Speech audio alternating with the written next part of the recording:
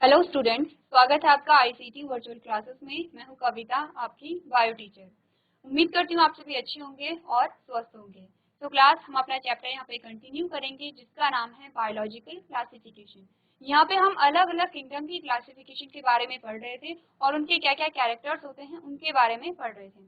अभी तक हमने काफी सारी चीजें यहाँ पे डिस्कस कर ली हैं, जिसमें हमने जाना है कि 5 प्रकार के यहाँ पे क्या होते हैं, किंगडम होते हैं।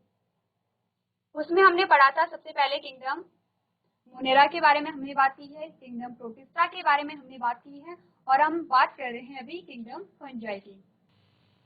चलिए, किंगडम फंजाई के जो बेसिक कैरेक्टर्स थे वो हमने कर लिए हैं और हम पढ़ रहे थे किंगडम फंजाई को भी हमने अलग अलग ग्रुप में यहाँ पे डिवाइड किया है। अब अलग अलग ग्रुप में किस प्रकार से डिवाइड किया है, उनका जो रिप्रोडक्शन है किस प्रकार का पाया जाता है, अलग अलग जो क्या है बेसिस हैं, इनके बेसिस पे हमने कुछ ग्रुप में यहाँ पे किंगडम फंजाई को डिवाइड किया है, जिसमें हमारे पास एस्कोमाइसिट्स, फाइकोमाइसिट्स, ड्यूटेरोमाइसिट्स और बेसिडियोमाइसिट्स आते हैं। तो एक एक करके जानेंगे इनके क्या क्या यहाँ पे कैरेक्टर होते हैं। सबसे पहले बात करेंगे फाइकोमाइसिट्स के बारे में। फाइकोमाइसिट्स के बारे में आपको क्या बताया, सबसे पहले बताया गया कि कहाँ पे पाए जाते हैं। हमें ये पता है कि फंगस कहाँ पे उगती है, जहाँ पे मॉइस्ट प्लेस होता है, यानी कि नमी वाली जगह होती है, वहां पे जो फंजाई है वो पाई जाती है। अब यहाँ पे जो फाइकोमाइसीट्स में बताया गया है कि जो माइसीलियम है यहाँ पे एसेप्टेड टाइप का है। ठीक है, हमने बात की थी 2 प्रकार के होते हैं, यहाँ पे क्या आता है, एसेप्टेड टाइप का यहाँ पे आता है। उसके बाद यहाँ पे रिप्रोडक्शन की बात की गई है, तो सेक्सुअल और एसेक्सुअल दोनों प्रकार के रिप्रोडक्शन यहाँ पे पाए जाते हैं। तो यहाँ पे आपको क्या करना है, जो एसेक्सुअल रिप्रोडक्शन आपको पता है कि वहाँ पे क्या बनेगा, वहाँ पे जो स्पोर्स बनेंगे वहाँ पे और उसी के द्वारा क्या होगा, रिप्रोडक्शन होगा। सेक्सुअल रिप्रोडक्शन में क्या हो रहा है यहाँ पे, देखिए जब भी सेक्सुअल रिप्रोडक्शन की बात आती है इसका मतलब है कि यहाँ पे क्या होगा, 2 अलग अलग ऑर्गेनिज्म का जो जेनेटिक मटेरियल है वो फ्यूज होता है। तो यहाँ पे भी क्या होगा, अलग अलग जो यहाँ पे फाइकोमाइसीट्स होंगे उनका भी जो जेनेटिक मटेरियल है वो फ्यूज यहाँ पे हो रहा होगा। इस प्रकार से हम इसे कह सकते हैं कि यहाँ पे सेक्सुअल रिप्रोडक्शन है। जहां तक बात करें ये सेक्सुअल रिप्रोडक्शन की, तो ये सेक्सुअल रिप्रोडक्शन में क्या आ रहा है, एक सिंगल जो पेरेंट है उन्हीं में क्या हो रहे हैं, चेंजेस आ रहे हैं और वहीं पे स्पोर का फॉर्मेशन हो रहा है। तो यहाँ पे आपको क्या करना है, जो सेक्सुअल रिप्रोडक्शन है उसके बारे में हम बात करेंगे।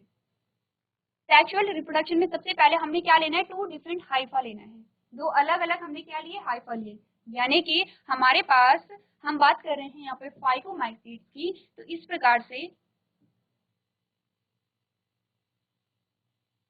8 फाइकोमाइसीट्स हमारे पास ये है और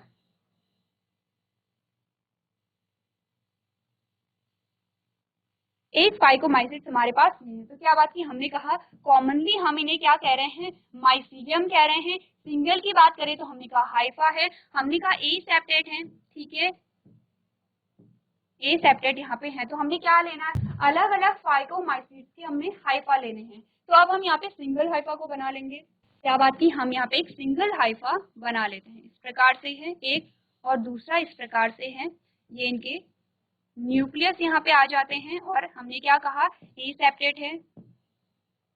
अब यहाँ पे क्या होगा, सबसे पहले हमने कहा 2 अलग अलग हाइफा हमने ले लिए हैं, पहला स्टेप हमने कर लिया। सेकंड यहाँ पे कह रहे हैं कि प्लाज्मोगैमी यहाँ पे होगी। क्या होता है प्लाज्मोगैमी, देखिए शब्द पे ध्यान दीजिए, प्लाज्मोगैमी यानी कि यहाँ पे क्या होगा, जो साइटोप्लाज्म है उसकी मिक्सिंग होगी, उसका फ्यूजन होगा। इसको हम क्या कह रहे हैं, प्लाज्मोगैमी कह रहे हैं। तो प्लाज्मोगैमी होगी यहाँ पे किस प्रकार से होगी, देखिए दोनों के बीच यहाँ पे प्लाज्मोगैमी हुई। अब हम क्या कर लेते हैं, इन दोनों हाइफा को अलग अलग कलर से डिनोट कर लेते हैं, जिससे कि आप और अच्छे से समझ पाएंगे।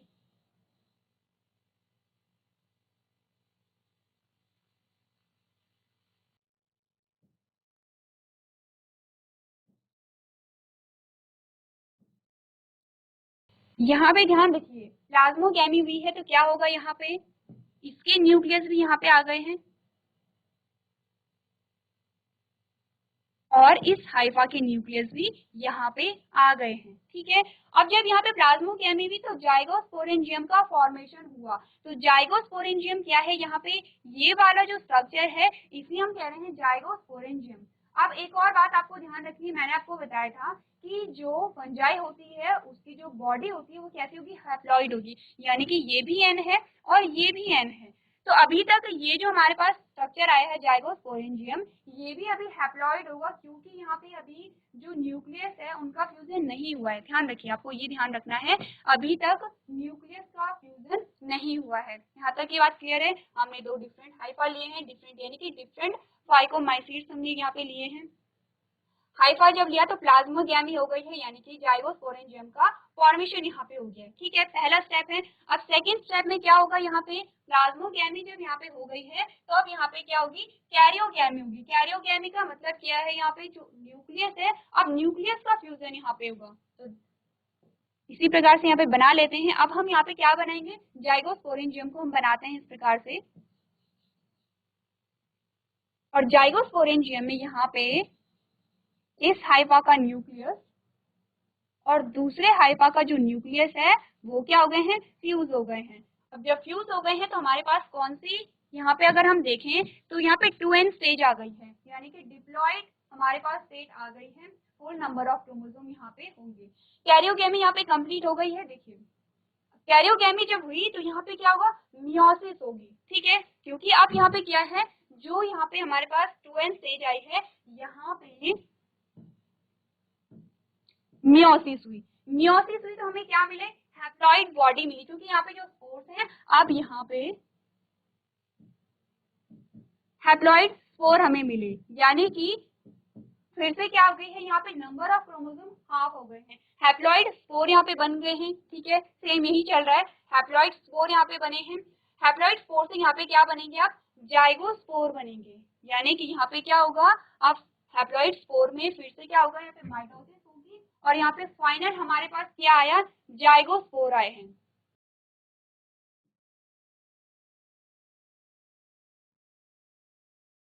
ये हमारे पास जाइगोस्पोर आ गए हैं। इस प्रकार से हमने क्या देखा कि सेक्सुअल रिप्रोडक्शन किस प्रकार से हो रही है, किसमें, फाइकोमाइसीट्स में। तो ये जो स्ट्रक्चर है ये आपको ध्यान रखने हैं, नाम आपको ध्यान रखने हैं। क्या हो रहा है यहाँ पे, आपको ध्यान रखना है, सबसे पहले प्लाज्मोगैमी यहाँ पे हो रही है, ये है प्लाज्मोगैमी, ये है कैरियोगैमी। प्लाज्मोगैमी जब हुई तो जाइगोस्पोरेंजियम का फॉर्मेशन हुआ। कैरियोगैमी जब यहाँ पे हुई तो हमें क्या मिले, फिर कैरियोगैमी में मियोसिस हुई, हैप्लॉइड स्पोर बने। हैप्लॉइड स्पोर में फिर से क्या बनेंगे, जाइगोस्पोर यहाँ पे बनाएंगे। तो ये पूरी क्या है, सेक्सुअल रिप्रोडक्शन की प्रोसेस है। इसे आप अपनी कॉपी में नोट कर सकते हैं।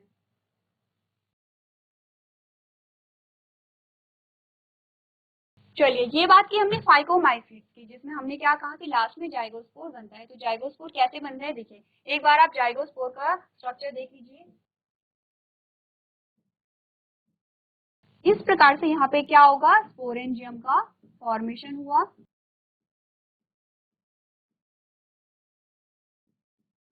और यहाँ पे स्पोर्स का फॉर्मेशन हुआ। जब ये फटेगा तो यहाँ से स्पोर्स बाहर फिर रिलीज हो जाएंगे। ये बात हमने की है फाइकोमाइसीट्स की। सेकेंड जो हमारे पास ग्रुप आता है वो है एस्कोमाइसीट्स, जिसे हम सैक फंजाई भी कहते हैं। अब यहाँ पे कुछ चेंजेस आ गए हैं, जैसे कि ये जो फंजाई थी कैसी थी, सेपरेट थी और ब्रांच थी, यानी कि यहाँ पे क्या होगा, अगर हम यहाँ पे स्ट्रक्चर देखें, हमने कहा कैसा होगा, इस प्रकार से हमने देखा। सेप्टेट हमने कहा सेप्टेट है,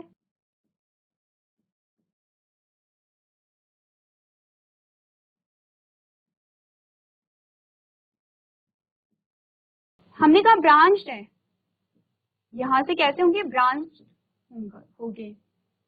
ठीक है, ये बात हमने की है, यही चीजें हम पढ़ लेते हैं। अगर न्यूट्रिशन की बात करें, हमने कहा सैप्रोफाइटिक भी होते हैं, डिकम्पोजर्स भी होते हैं, पैरासिटिक भी होते हैं। और यहाँ पे क्या हो रहा है, हमने कहा क्या कहा कि जो ऑर्गेनिक मटेरियल है वहां पे भी उगते हैं। ठीक है, नेक्स्ट हमने क्या कहा, माइसीलियम कैसे होते हैं, ब्रांच्ड और सेपरेट होते हैं। और एसेक्सुअल स्पोर्स क्या होते हैं, यहाँ पे कोनिडिया होते हैं। क्या होते हैं, कोनिडिया। देखिए, जब यहाँ पे एसेक्सुअल रिप्रोडक्शन होगा तो इस प्रकार से यहाँ पे क्या बनेंगे, इस प्रकार के स्ट्रक्चर यहाँ पे बनेंगे।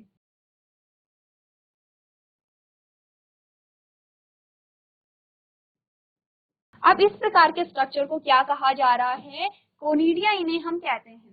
एसेक्सुअल रिप्रोडक्शन इन्हीं कोनिडिया के द्वारा यहाँ पे होता है। ठीक है, ये बात क्लियर है।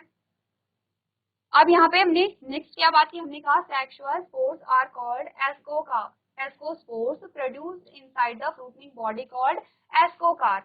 ठीक है, अब यहाँ पे क्या होगा, एस्कोकार्प के बारे में आपको बताया जा रहा है और ये हमारे पास एग्जाम्पल आते हैं। तो सबसे पहले यहाँ पे हम बात करेंगे सेक्सुअल रिप्रोडक्शन किस प्रकार से यहाँ पे हो रहा है उसके बारे में हम बात करेंगे। ठीक है, सबसे पहले हमने क्या लिया, हाइफा लिया, और एक हाइफा क्या करता है, यहाँ पे जो कोरिडिया होते हैं उसके साथ फ्यूज हो जाता है। ठीक है, क्या बात की हमने, देखिए हमने कहा ये एक हाइफा है, इस हाइफा को हम डिफरेंट कलर का बना लेते हैं।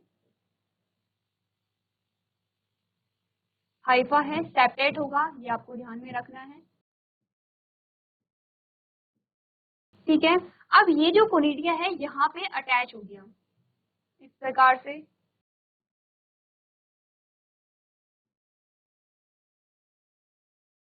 तो एक बार ही अगर आपको जो सेक्सुअल रिप्रोडक्शन है उसका क्या प्रोसीजर है, उसके क्या स्टेप हैं, वो आपने अच्छे से पढ़ लिए हैं, बाकी सारी चीजें आपको आसानी से समझ आ जाएंगी। तो हमने अभी तक क्या बात की है, हमने कहा है कि यहाँ पे हाइफा में क्या हो जाता है, कोनिडिया अटैच हो जाता है और फिर सेम प्रोसेस होगी, प्लाज्मोगैमी होगी, यहाँ पे क्या होगा, प्लाज्मोगैमी होगी। ठीक है, तो हमने क्या देखा, जब प्लाज्मोगैमी हुई तो ये हमारे पास हाइफा आ गया है।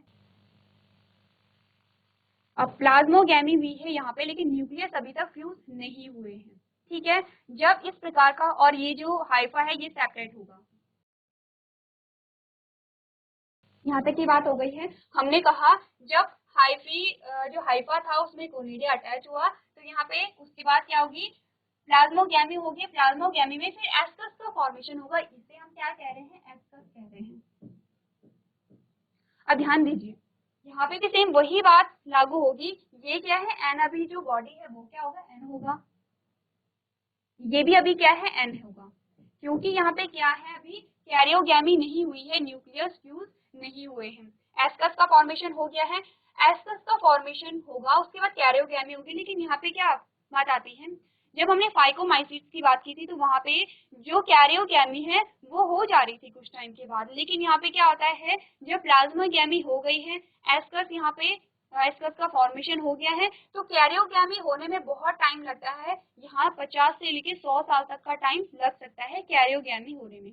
ठीक है, तो अब नेक्स्ट क्या होगा, यहाँ पे कैरियोगैमी हो जाएगी।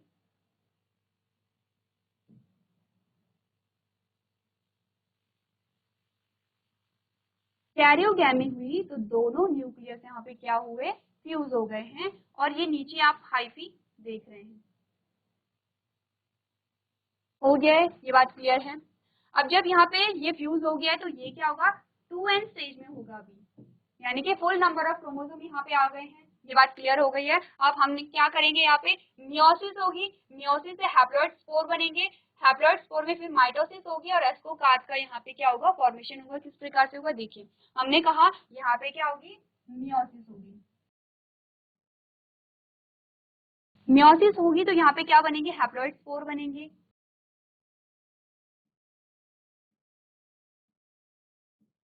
फिर यहाँ पे क्या होगा, माइटोसिस होगी, और माइटोसिस से यहाँ पे क्या बनेंगे। अब जब यहाँ पे फॉर्मेशन होगा, एक अलग से स्ट्रक्चर का फॉर्मेशन हो रहा है जिसे हम एस्कोकार्प कह रहे हैं, यानी कि यहाँ पे बहुत सारे स्पोर्स का फॉर्मेशन होगा। इस प्रकार से बैग लाइक स्ट्रक्चर आपको देखने को मिलेगा, और यहाँ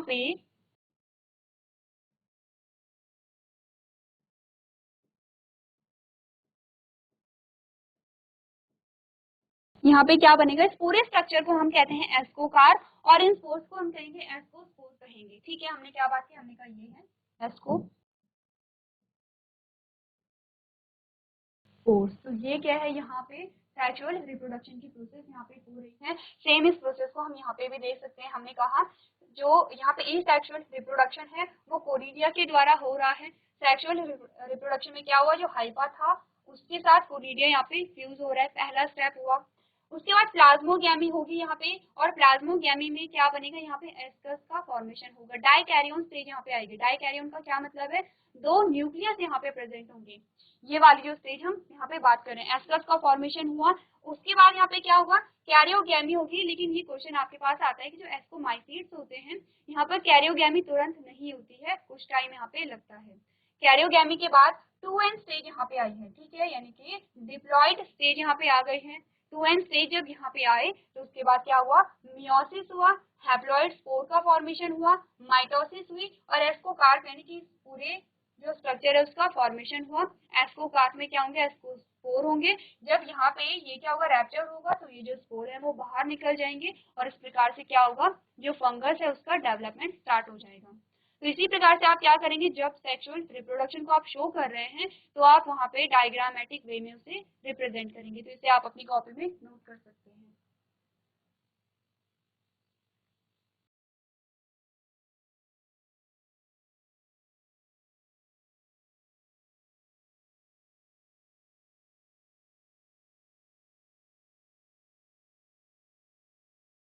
चलिए, इसके बाद जो नेक्स्ट ग्रुप हमारे पास आता है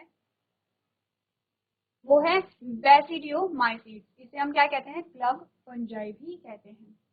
तो इसी ग्रुप में हमारे जो मशरूम होते हैं वो भी इसी ग्रुप में आता है। तो सबसे पहले आपको क्या बताया गया है, माइसीलियम ब्रांच्ड और सेपरेट। अब यहाँ से आगे क्या होगा, जो माइसीलियम है वो सेपरेट होगा और ब्रांच्ड होगा। नेक्स्ट हमें बताया गया है कि यहाँ पे क्या होगा, वेजिटेटिव रिप्रोडक्शन होगा, फ्रेगमेंटेशन के द्वारा होगा। वेजिटेटिव रिप्रोडक्शन अगर हो रहा है तो फ्रेगमेंटेशन से हो रहा है। फ्रेगमेंटेशन में सिंपली क्या है, जो पेरेंट बॉडी है वो अलग अलग पार्ट में डिवाइड हो रही है और जितने पार्ट में डिवाइड हुई है उतने ही वहाँ पे क्या बनेंगे, फंगस का फॉर्मेशन हो जाएगा। यहाँ पे लिखा है asexual spores are not found. Important line है, आप ध्यान दीजिए। यहाँ पे क्या होगा, एसेक्सुअल स्पोर्स नहीं पाए जाते हैं, किसमें, बेसिडियोमाइसीट्स की यहाँ पे बात चल रही है। नेक्स्ट आपको क्या बताया गया है, sexual reproduction is by two vegetative और सोमैटिक सेल्स फॉर्मिंग बेसिडियम। ठीक है, ये बात क्लियर है।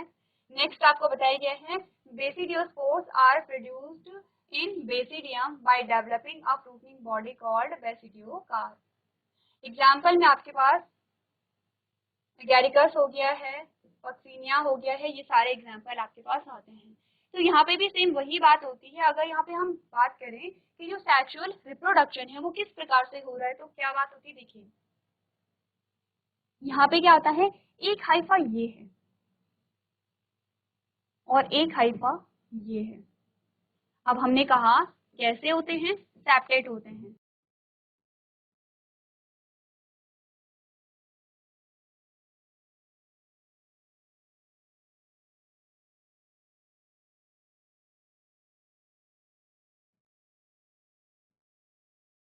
अब सेपरेट होते हैं तो यहाँ पे क्या होते हैं कि ब्रांचेस निकल जाती हैं इस प्रकार से। ये इसकी ब्रांच निकली और यहाँ पे भी हम अलग अलग कलर से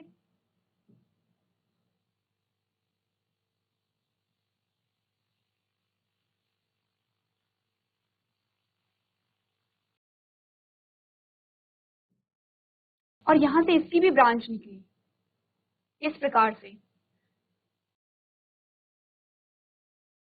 अब जब यहाँ पे इन ब्रांचेस निकली हैं तो ये भी क्या होगा, सेपरेट होगा। अब सेपरेट होगा तो दोनों के न्यूक्लियस यहाँ पे प्रेजेंट होंगे, यानी कि प्लाज्मोगैमी यहाँ पे हो गई है, दोनों के यहाँ पे क्या होंगे, न्यूक्लियस होंगे।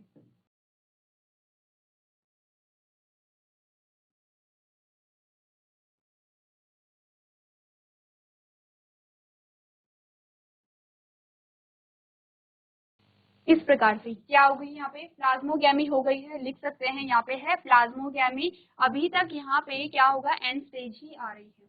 अब क्या होता है कि ये जो स्ट्रक्चर है ये इतनी ग्रोथ कर लेता है कि आपको कुछ इस प्रकार का स्ट्रक्चर देखने को मिलता है। आपने इस प्रकार का स्ट्रक्चर देखा होगा।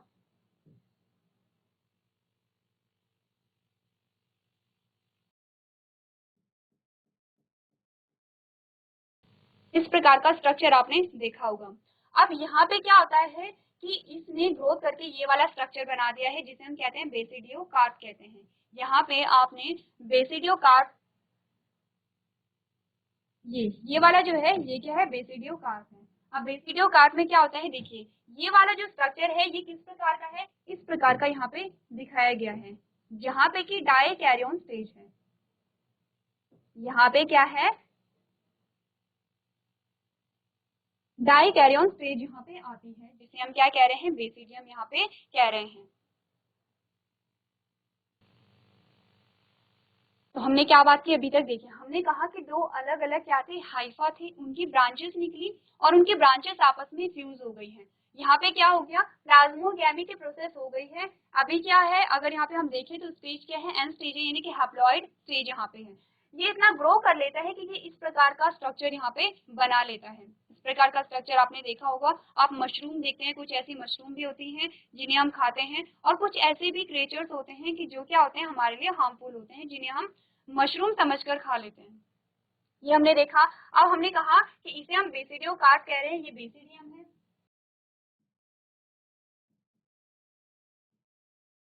अब बेसिडियम में क्या होगा, अब यहाँ पे कैरियोगैमी होगी। कैरियोगैमी में क्या होगा, यहाँ पे दोनों जो न्यूक्लियस हैं वो फ्यूज हो गए हैं। अब न्यूक्लियस फ्यूज हो गए हैं तो क्या होगा, यहाँ पे पहले मियोसिस की प्रोसेस होगी, मियोसिस के बाद यहाँ पे माइटोसिस की प्रोसेस होगी, और यहाँ पे क्या होगा, देखिए हमने क्या बात की, यहाँ पे क्या होता है, जो स्पोर्स का फॉर्मेशन होता है कुछ अलग तरीके से होता है। कैसे, देखिए यहाँ पे जब डिवीजन हुए तो इस प्रकार से, ये इस प्रकार से था, स्पोर्स यहाँ पे अंदर ना होकर के बल्कि बाहर इनका प्रोडक्शन हुआ।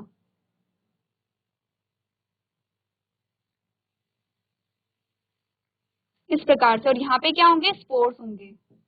इस प्रकार से यहाँ पे क्या हुआ, स्पोर्स का फॉर्मेशन हुआ। ये इसके बाद की स्टेज है। तो यहाँ पे क्या हो रहा है, पूरी सेक्सुअल रिप्रोडक्शन की प्रोसेस चल रही है, और आप देख रहे हैं कि अलग अलग मेथड है, हर एक ग्रुप में अलग अलग मेथड हम देख रहे हैं। तो ये हमने किसके बारे में पढ़ा, बेसिडियोमाइसीट्स के बारे में पढ़ा। आपने कहा कि ये क्या होते हैं, शाखित होते हैं और सेप्टेड होते हैं। अगर यहाँ पे वानस्पतिक प्रजनन पाया जा रहा है तो विखंडन के द्वारा पाया जाएगा, और अलैंगिक बीजाणु यहाँ पे नहीं पाए जाते हैं। लैंगिक प्रजनन बेसिडियम बनाने वाली दो कायिक या दैहिक कोशिकाओं के द्वारा होता है, यानी कि यहाँ पे क्या हो रहा है, बेसिडियम अलग अलग हाइफा के द्वारा बन रहा है। नेक्स्ट हमने क्या कहा, बेसिडियोकार्प नामक फलने वाले शरीर को विकसित करके बेसिडियम में बेसिडियोस्पोर का फॉर्मेशन किया जाता है। अब यहाँ पे देखिए, बेसिडियोस्पोर ये है, यहाँ पे क्या है, पहले बेसिडियोकार्प बना, बेसिडियोकार्प में क्या बना, बेसिडियोकार्प के अंदर बेसिडियम है, और बेसिडियम में जब डिवीजन हुए तो बेसिडियोस्पोर का यहाँ पे फॉर्मेशन हुआ। ये बात क्लियर है। एग्जाम्पल आपके पास यहाँ पे पूरे आ गए। तो इस प्रकार से आप क्या करेंगे, डायग्रामेटिक वे में प्रोसेस को बताएंगे। इसे आप अपनी कॉपी में नोट कर सकते हैं।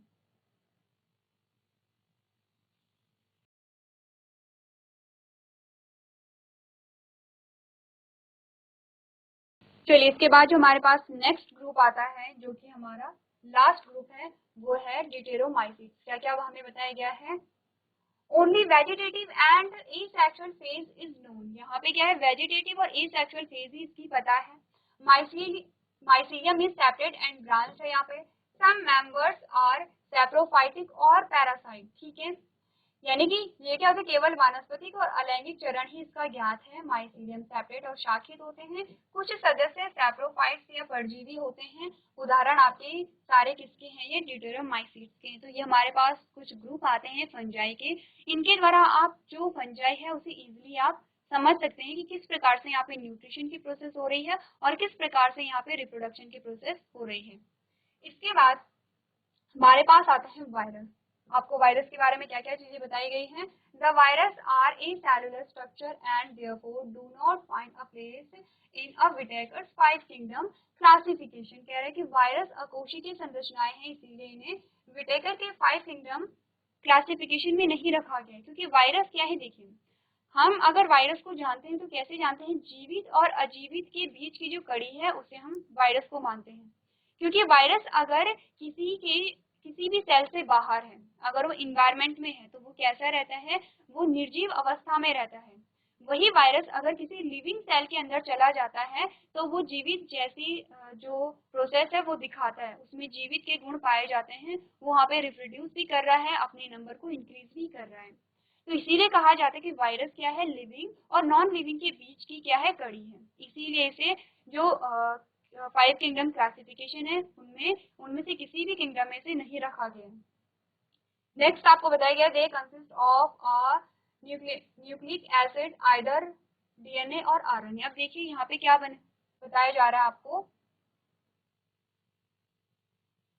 इनमें न्यूक्लिक एसिड या तो डीएनए और आरएनए होते हैं। देखिए जब हमने बात की थी जेनेटिक मटेरियल की तो हमने क्या कहा था कि जेनेटिक मटेरियल डीएनए ही होता है, सब में डीएनए पाया जाता है, लेकिन कुछ कुछ ऐसे वायरस भी होते हैं जिनमें जेनेटिक मटेरियल यहाँ पे आरएनए होता है, तो ये आपको ध्यान में रखना है। नेक्स्ट आपको बताया गया है that is surrounded by a protein code, यानी कि यहाँ पे जो न्यूक्लिक एसिड है वो प्रोटीन कोड से सराउंड होता है।